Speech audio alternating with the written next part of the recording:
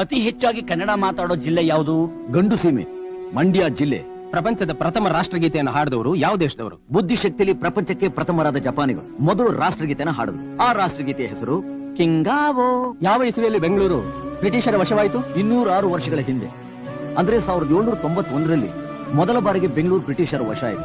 ಈಗ 1997ರಲ್ಲಿ ಒಬ್ರಿಬ್ರು ಬೆಂಗಳೂರಿನ ವಶ ಮಾಡ್ಕೊಂಡಿಲ್ಲ, ಹಲವಾರು ಭಾಷೆಯವರು ವಶ ಮಾಡ್ಕೊಂಡಿದ್ದಾರೆ. ಇನ್ ಕೆಲವೇ ವರ್ಷಗಳಲ್ಲಿ ದುರ್ಬಿನ್ ಹಾಕೊಂಡು ಹುಡುಕ್ಬೇಕು ಬೆಂಗಳೂರಿನಲ್ಲಿ ಕನ್ನಡಿಗರು ಎಲ್ಲಿದ್ದಾರೆ ಅಂತ. ಕನ್ನಡ ಭಾಷೆಯ ಮೊದಲ ಕೃತಿ ಯಾವುದು? ಕವಿರಾಜ ಮಾರ್ಗ. ಆ ಕೃತಿ ಬರೆದ ಕವಿ ಯಾರು? ವಿಜಯ ಕವಿ. ಆ ಗ್ರಂಥದಲ್ಲಿ ಕನ್ನಡಿಗರ ಬಗ್ಗೆ ಕವಿ ಏನ್ ಹೇಳಿದಾನೆ? ಕ್ರಿಸ್ತಶಕ 850 ಇಸ್ವಿನಲ್ಲೇ ಆ ಕವಿ ಕನ್ನಡಿಗರ ಬಗ್ಗೆ ಹೇಳಿರೋದನ್ನ ಈಗ ಹೇಳೋದಕ್ಕೆ ನನಗೆ ನಾಚಿಕೆ ಆಗುತ್ತೆ.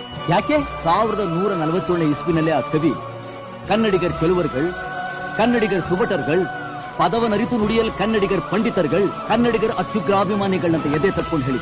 ರಾಣಿ ಚೆನ್ನಮ್ಮ ರಾಜ್ಯಭಾರ ಮಾಡೋ ಕಾಲದಲ್ಲಿ ಮೊಘಲರಿಗೂ ಮರಾಠಿಗರಿಗೂ ಯುದ್ಧ ಆದಾಗ ಮೊಘಲರ ಕೈಲಿ ಸೋತ ಮರಾಠ ದೊರೆ ರಾಣಿ ಚೆನ್ನಮ್ಮನ ಆಶ್ರಯಕ್ಕೆ ಬಂದು ಸಹಾಯ ಕೇಳಿದ. ವೀರವನಿತೆ ಚೆನ್ನಮ್ಮಾಜಿ ಮೊಘಲರೊಂದಿಗೆ ಯುದ್ಧ ಮಾಡಿ ಶತ್ರುಗಳನ್ನ ಸೋಲಿಸಿ ದೆಹಲಿವರೆಗೂ ಓಡಿಸಿ ಮರಾಠಿಗರಿಗೆ ಅವರ ರಾಜ್ಯ ವಾಪಸ್ ಕೊಟ್ಟಿದ್ದ ತಪ್ಪಿಗೆ ಇವತ್ತು ಅದೇ ಜನಗಳು ಬೆಳಗಾವಿ ಬೆಲೆ ಎಷ್ಟು ಅಂತ ಕೇಳ್ತಾ ಇದ್ದಾರೆ.